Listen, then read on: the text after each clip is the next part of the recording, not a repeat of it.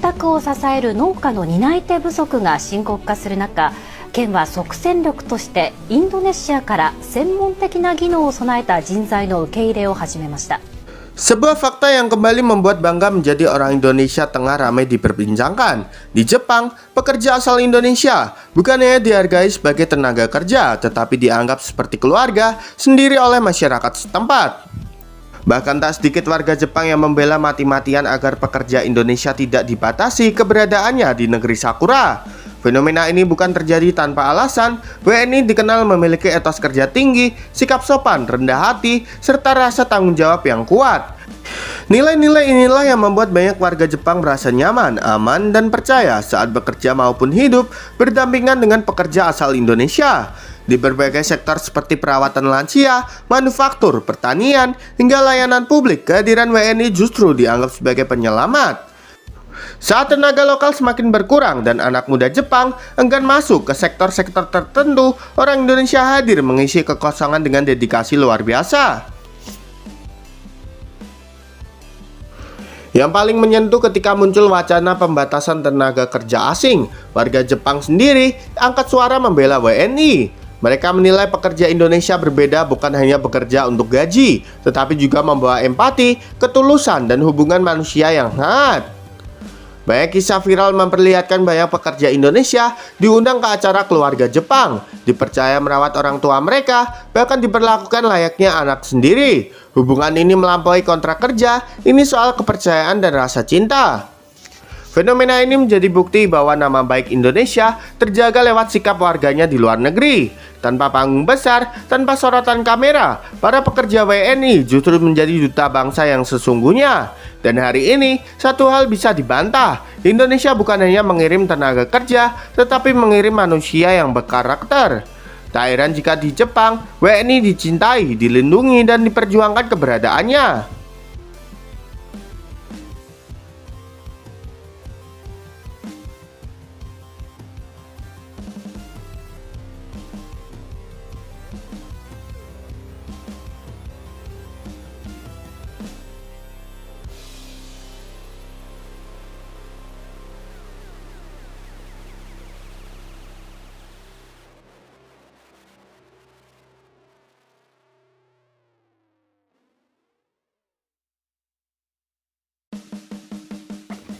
Alasan orang Indonesia begitu dihargai orang Jepang khususnya di desa-desa. Di balik keramahan yang mulai tumbuh di desa-desa Jepang, tersimpan satu fakta menarik. Kehadiran orang Indonesia peran menghidupkan kembali jiwa sosial masyarakat setempat. Bukan sekedar sebagai pekerja, orang Indonesia justru menjadi penghubung antar manusia di wilayah sebelumnya kian sunyi dan tertutup. Desa-desa Jepang dikenal dengan kehidupan yang tenang, namun cenderung individual. Populasi menua, anak muda pindah ke kota, dan interaksi sosial perlahan memudar. Namun kehadiran warga Indonesia membawa sesuatu yang berbeda, kehangatan, sapaan tulus, dan kebiasaan saling peduli.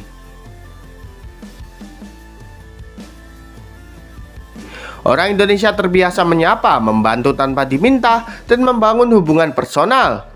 Di desa Jepang, sikap sederhana ini menjadi pemantik perubahan besar. Warga mulai kembali berkumpul, berbincang, dan merasa tidak sendirian.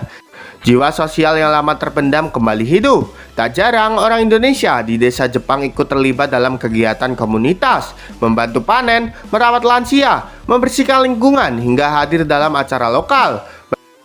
Mereka tidak menjaga jarak tetapi melebur sebagai bagian dari masyarakat. Bagi warga desa Jepang, kehadiran orang Indonesia bukan hanya membantu secara fisik, tetapi juga secara emosional. Mereka merasa dibutuhkan kembali dan belajar bahwa hidup akan lebih ringan jika dijalani bersama.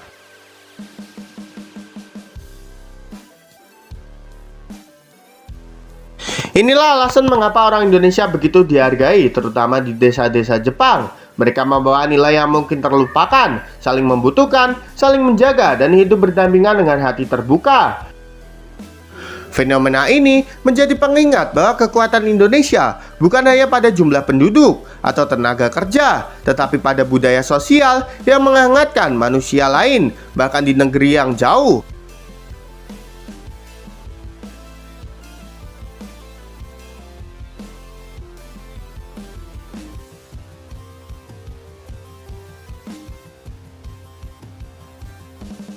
Dan di desa-desa kecil Jepang, sejak itu kini nyata, orang Indonesia bukan hanya tinggal, tetapi menghidupkan kembali rasa kebersamaan.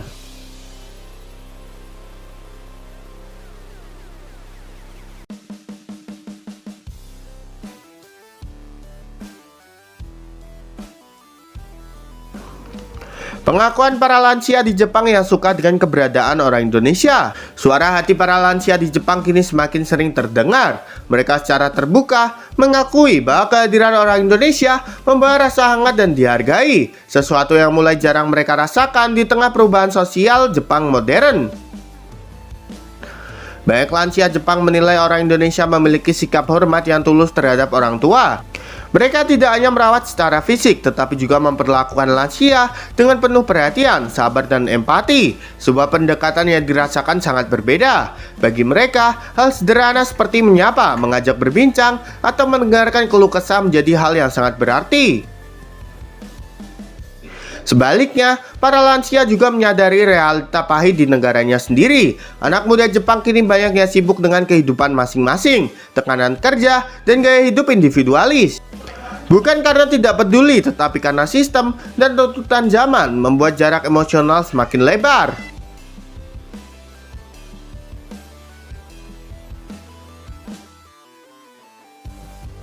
Di tengah kondisi itu, orang Indonesia hadir membawa budaya hormat pada orang tua yang masih sangat kuat. Mereka terbiasa menganggap lansia sebagai sosok yang harus dijaga martabatnya, bukan sekedar penerima layanan.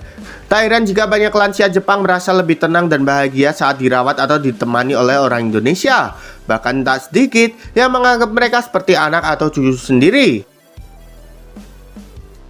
Pengakuan ini menjadi bukti bahwa nilai budaya Indonesia memiliki arti besar di masyarakat Jepang, khususnya di sektor perawatan lansia. Lebih dari sekedar tenaga kerja, orang Indonesia menghadirkan sentuhan kemanusiaan yang sangat dibutuhkan.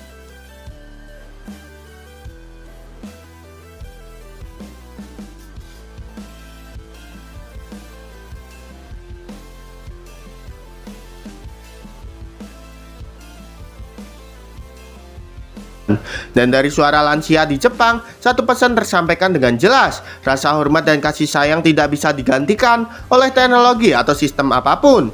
Jadi menurut kalian, apakah orang kita sangat berguna di Jepang, gengs? Yuk berikan pendapat kalian di kolom komentar.